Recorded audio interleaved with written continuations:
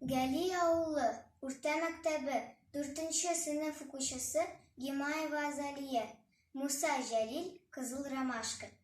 Иртәнге таң нурыннан уянды ромашкалар. Елмайып, хәл сорашып, күзгә күз караштылар. Назлады җил аларны, тибрәтеп ак чукларын. Таң сипте эсләренә, хуш исле саф чукларын.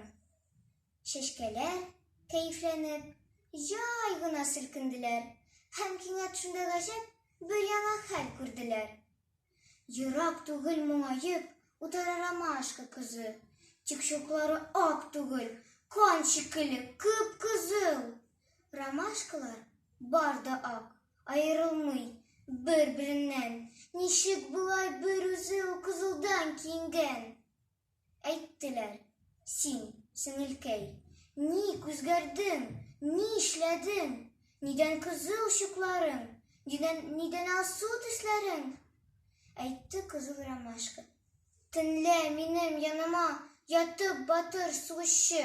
Атты дошманнарына, ул бер үзе сугышты 15 укчыга каршы.